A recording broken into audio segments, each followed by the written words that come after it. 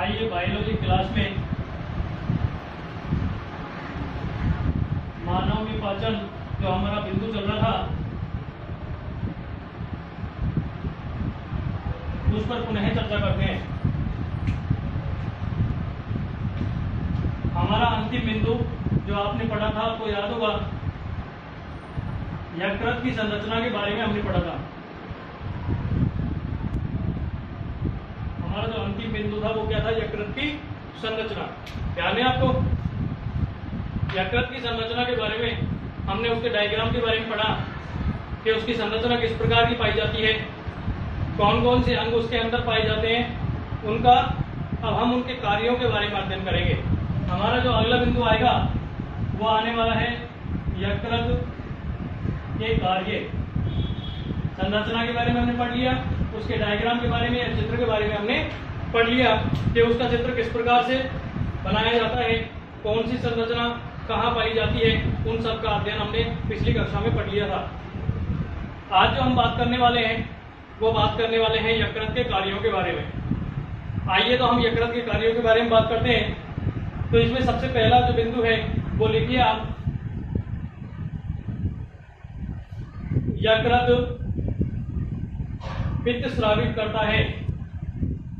यानी हमारे शरीर में जो पित्त स्रावित होता है ना, हमारे शरीर में जो पित्त बनता है उस पित्त को स्रावित करने का कार्य कौन करता है? यकृत करता है या लीवर करता है। यकृत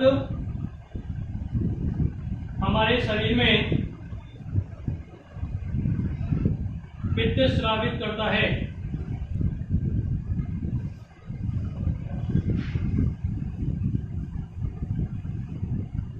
पित्त जो है इसको क्या बोलते हैं? बाइल। क्या बोलते हैं इसको?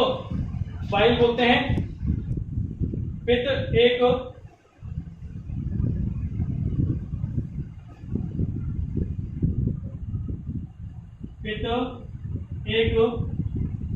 क्षारीय, तो शब्द पढ़े हुए ना हमने, अम्ल और क्षार, जिसमें से किस प्रकार का पाया जाता है? क्षारीय प्रकृति का पाया जाता है। क्षार किसे कहते हैं? जिसके अंदर OH- आयन पाए जाते हैं उन्हें हम क्षार कहते हैं, और जिनके अंदर H+ आयन पाए जाते हैं उन्हें हम अम्ल कहते हैं। तो किस प्रकार की प्रवृत्ति होती है?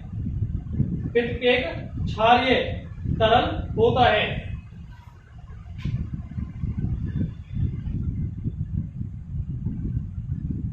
कैसा होता है? क्षारीय तरल। ठीक है, क्लियर है? दिख रहा है ना साहब?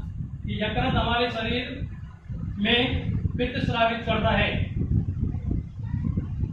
क्या करता है? पित्त स्रावित करता है। पित्त एक क्षारीय पदार्थ होता है। एक क्षारीय पदार्थ होता है।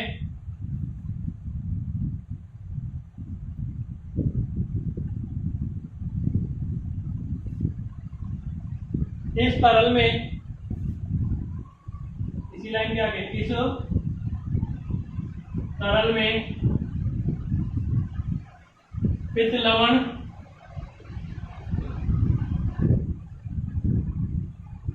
पित्त वर्णक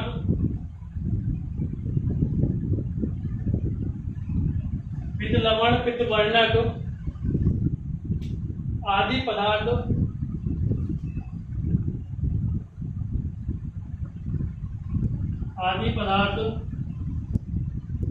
उपस्थित होते हैं।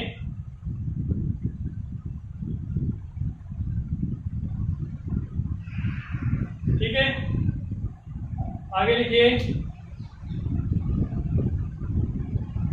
बिलीरुबिन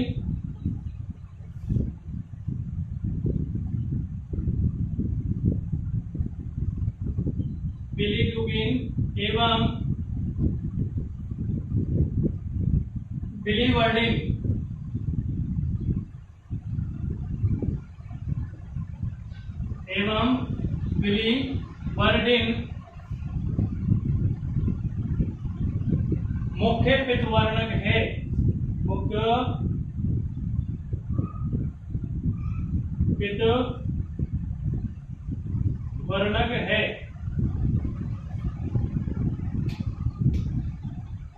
इनका निर्माण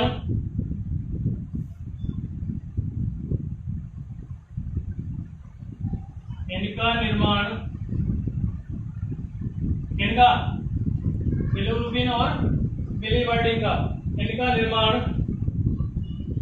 Hb के विखंडन से यानी हीमोग्लोबिन के विखंडन से होता है। किससे?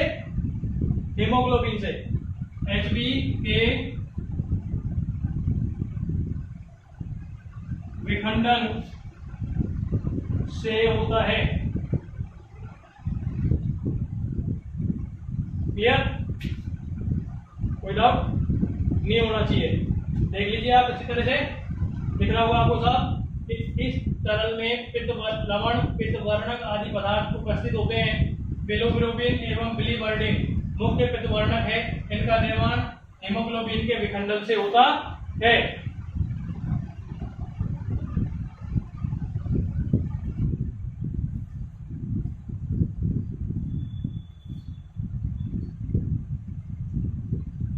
आगे लिखिए, यकृत का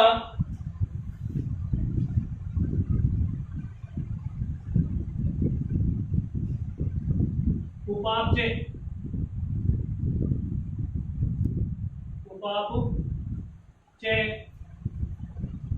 में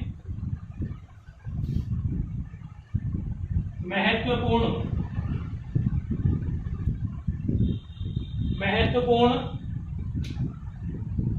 योगदान होता है। महत्वपूर्ण योगदान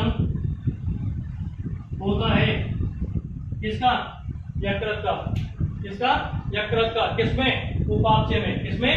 उपापचय में क्या होता है? महत्वपूर्ण योगदान होता है। किस प्रकार से होता है? देखिए, इसके बारे में बताता हूं मैं आपको। आइए इसके बारे में हम बात करते हैं। पहला आता है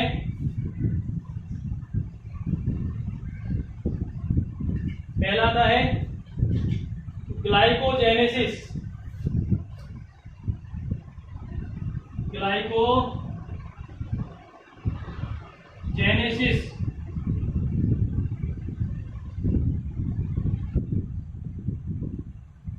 GLY मीनिंग सुन लो, यदि दिख नहीं रहा हो ना सब तो मीनिंग सुन लो। GLYCOGENESIS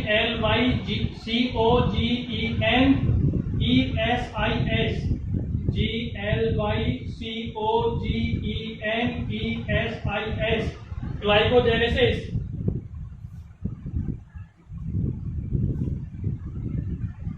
देखिए, ग्लूकोज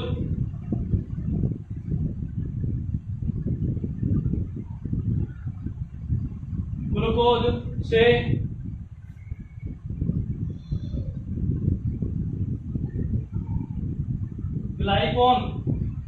ग्लाइकोजेन। किसका? ग्लूकोज से। क्या पढ़ रहे हैं हम? ग्लाइकोजेनेसिस। इसके अंदर हम देखते हैं कि ग्लूकोज जो है, ग्लूकोज से क्या बन जाता है? ग्लूकोजेन। ग्लाइकोजेन बन जाता है। ग्लाइकोजेन का निर्माण हो जाता है। किससे? ग्लूकोज से। क्या बन जाता है? ग्लाइकोजेन बन जाता है। ग्लूकोज से ग्लाइकोजेन का निर्माण होता है। ठीक है? किसके अंदर? ग्लाइकोजेनेसिस के अंदर। किसके अंदर? ग्लाइकोजेनेसिस के अंदर ग्लूकोज से किसका? ग्लाइकोजेन का निर्माण हो जाता है। दूसरा देखिए, दूसरा है ग्लूकोनियोलाइसिस। Glyco GLYCOGENOLYSIS ग्लाइकोजेनियोलाइसिस। इसको जब हम देखते हैं तो इसमें देखते हैं हम ग्लाइकोजेन से जो हमारा क्या बना? ग्लूकोज से क्या बना था? ग्लूकोज था ना ये। ग्लूकोज से किसका निर्माण हुआ? ग्लाइकोजेन का निर्माण हुआ था। तो दूसरी अभिक्रिया में क्या होगा? ग्लाइकोजेन से। किससे? ग्लाइकोजेन से। देखिए किसका निर्माण होगा? ग्लूकोज का निर्माण होगा। किसका निर्माण होगा?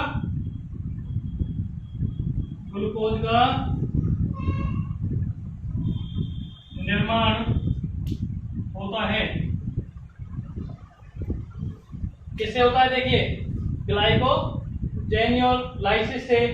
ये अब चीजें जब हम देखते हैं तो इसमें हम देखते हैं कि ग्लाइकोजन जो हमारे पास पहले बन गया, उस ग्लाइकोजन से वापस से ग्लूकोज का निर्माण हो जाता है। दिख रहा होगा साहब? ऊपर यदि कोई बात समझ में नहीं आई तो आप मुझे वापस बता सकते हैं, इसलिए मैंने ये दोबारा पेन फेर दिया, बाकी मैंने आपको मीनिंग भी बता दिए हैं, तो मीनिंग के अनुसार आप उसको लिख सकते हैं।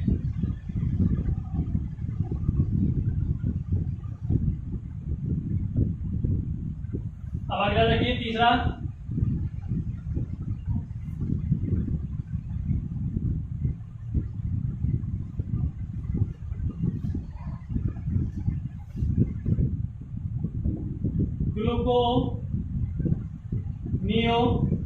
ग्लूकोनियोजेनेसिस।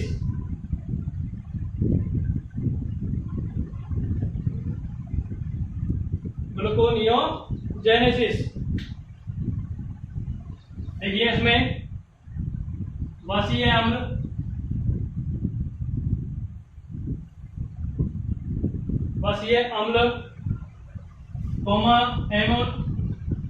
एमिनो अम्ल,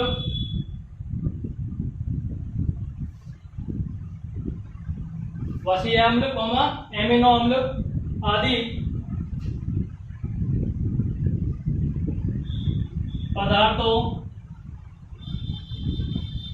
आदि पदार्थों से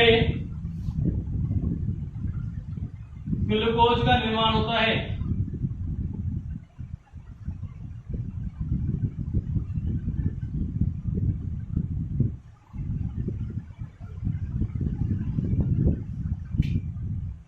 देखिए वापस, ग्लूकोनियोजेनेसिस, इसमें क्या होता है कि वसीय अम्ल और एमिनो अम्ल आदि पदार्थों से, इन दोनों से, वसीय अम्ल और अमीनो अम्लों से क्या बन जाता है? वापस ग्लूकोज का निर्माण हो जाता है।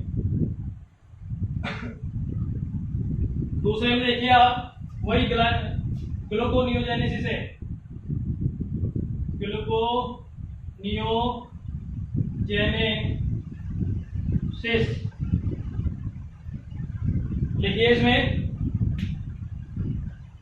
ये क्या करता है? ये लैक्टिक अम्ल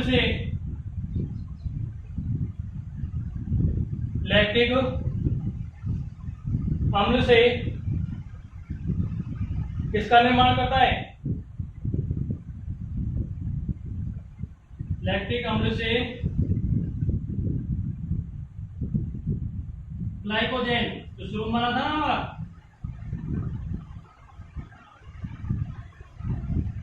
का निर्माण करता है।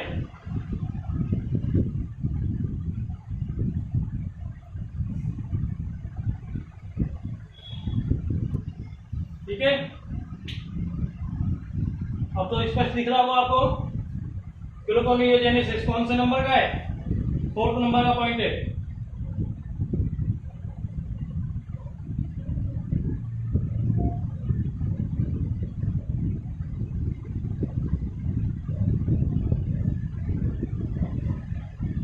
क्लियर है यहां तक? नेक्स्ट देखिए,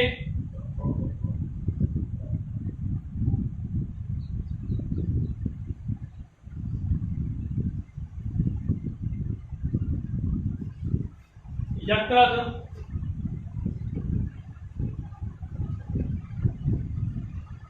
विटामिन ए, बी, ई, के, देखिए कौन कौन से हैं। यकृत क्या करता है? विटामिन ए, डी, ई और के एवं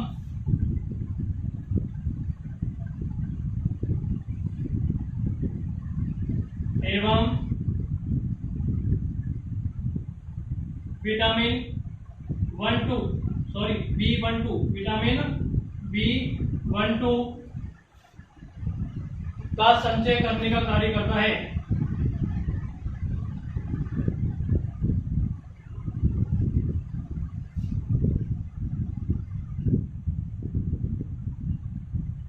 संचय यानी एकत्रित करने का कार्य करता है। किस किस को? विटामिन ए को, डी को, ई को और एवं के को क्या करता है, संचित करने का कार्य करता है। कौन करता है, विटामिन कौन करता है, यकृत करता है। किसको, ADE और B12 का संचय करने का कार्य करता है।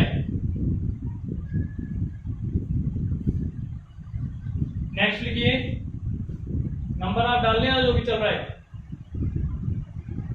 यकृत प्रतिस्कंदन प्रतिस्कंदक पदार्थ प्रतिस्कंदक पदार्थ हेपेरिन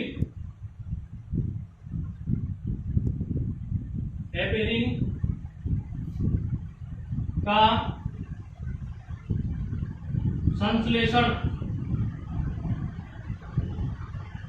करने का कार्य करता है। कौन करता है, यकृत करता है। कौन करता है, यकृत। क्या करता है, यकृत प्रतिस्कंदक पदार्थ हेपेरिन, कौन से पदार्थ का, हेपेरिन का संश्लेषण करने का कार्य करता है।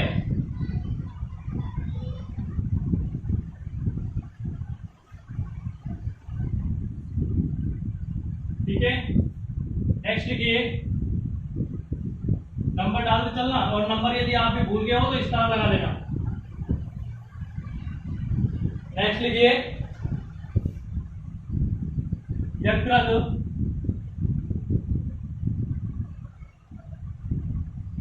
यूरिया के निर्माण का कार्य करता है।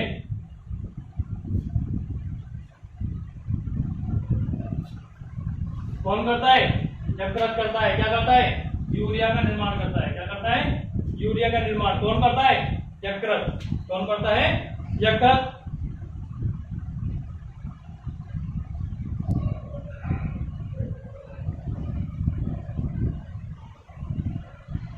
नेक्स्ट लिखिए,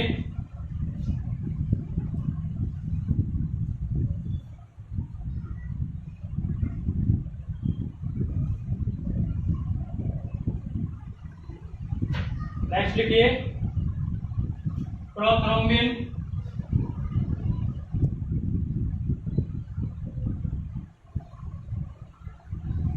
एवं फाइब्रिनोजन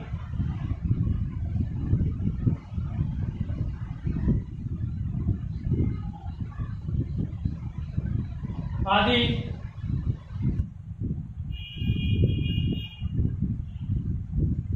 प्लाज्मा का निर्माण करने का कार्य करता है। किसकी बात कर रहे हैं हम, यकृत की बात कर रहे हैं। यकृत ही चल रहा है, ध्यान रखना इसको। क्या करता है, प्रोथ्रोम्बिन एवं फाइब्रिनोजन आदि प्लाज्मा का निर्माण करने का कार्य करता है। नेक्स्ट लिखिए, वयस्क अवस्था में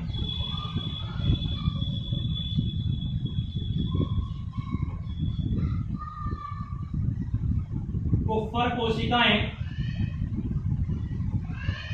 कुप्फर सेल्स क्या काम करती है, मृत आरबीसी के अपघटन का कार्य करती है या करता है। वयस्क अवस्था में कुप्फर कोशिकाएं क्या करती हैं, आरबीसी के अपघटन का कार्य करती है। कौन, कुप्फर कोशिकाएं। कहां करती हैं, वयस्क अवस्था में। कहां करती है, यकृत के अंदर। कहां करती है, यकृत के अंदर करती है। क्या करती है भाई, कुप्फर कोशिकाएं क्या करती हैं, मृत आरबीसी के अपघटन का कार्य करती हैं। नेक्स्ट लिखिए,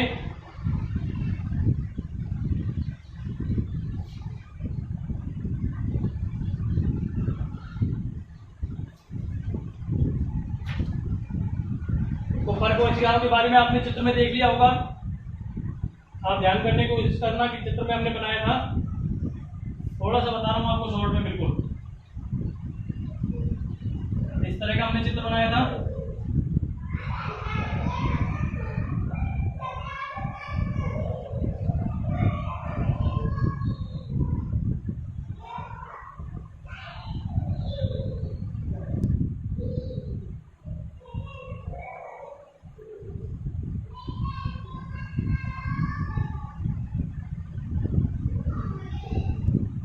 आगे होगा ध्यान आपको, यहाँ जो ये संरचना बनाई थी हमने उसको लिखा था कुपर सेल्स।